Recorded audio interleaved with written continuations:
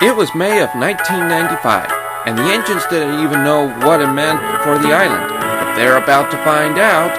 Our adventure begins with the engines talking at the sheds, not knowing what news they were about to hear. A Jubilee? I know exactly what that is. It's an engine called Bahamas. I actually met him at crew after my nasty accident by the Flying Kipper. He was a nice engine, and we got to talk about our lives non-stop. Wait a minute, I thought it was the type of party the humans do. Thomas and I took Boy Scouts from their camping sites one time.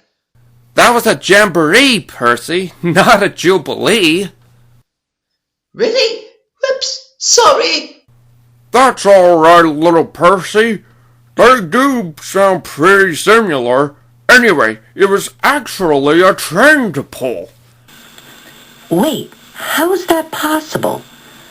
You must have got it mixed up with someone else. Flying Scotsman once told me that it used to be a thing in London back in the old days. That's impossible, because we're not even in London.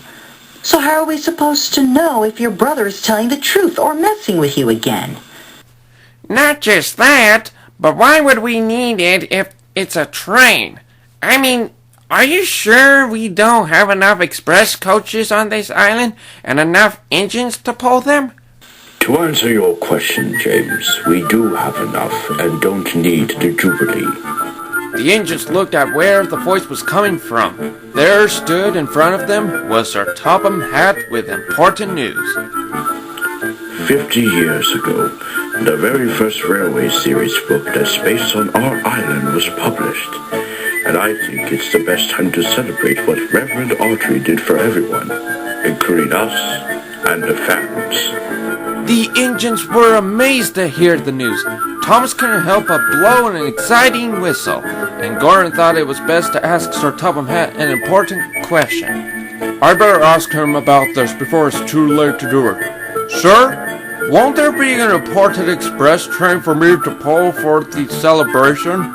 I'm sorry, Gordon. I haven't planned out all the details for the celebration yet. And even if there is an important train, I'm afraid I can't spare you to pull it. Remember all the problems you've been having with coal and water whenever it comes to going to the other railway from the past few years? Oh yeah, that didn't go so well at all. But who's going to pull them? Well, do you remember the engine Thomas and my grandfather met in England?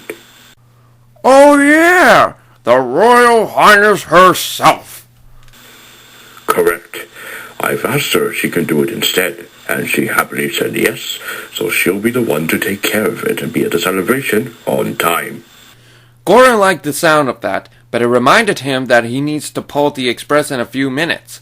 So he immediately popped out of the shed and was going to get ready for his journey. After he started pulling the express, he went as fast as he could, enjoying the breeze going towards him, and the skies were clear blue, just like his coat of paint. But what he didn't know was that a flock of birds were resting in them.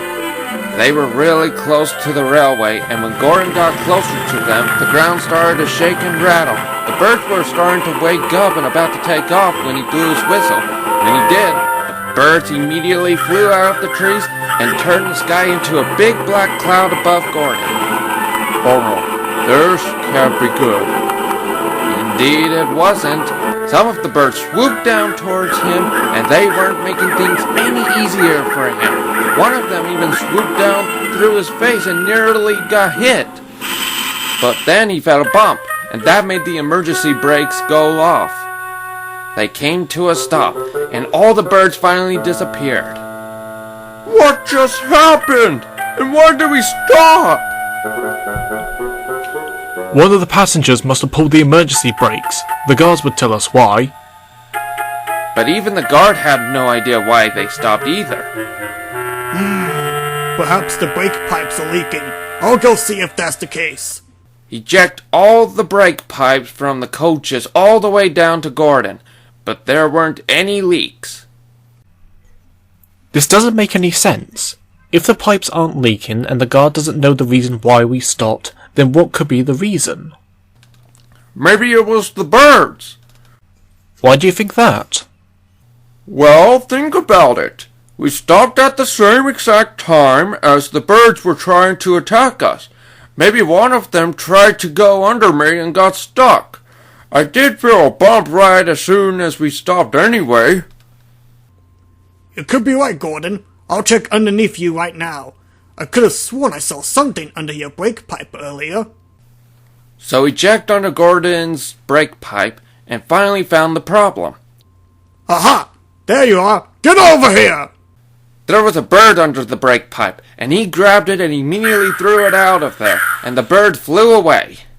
You were right, Gordon. That bird knocked the seal out of your brake pipe. That was the cause of why we stopped.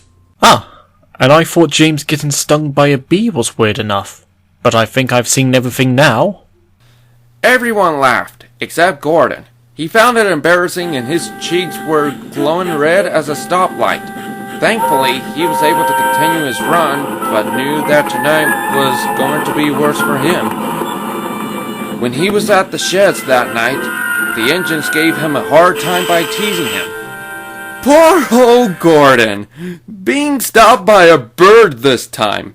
Whatever will happen next to you? It seems like you're never going to have a break from trouble happening. Gordon ignored him and pretended to be asleep.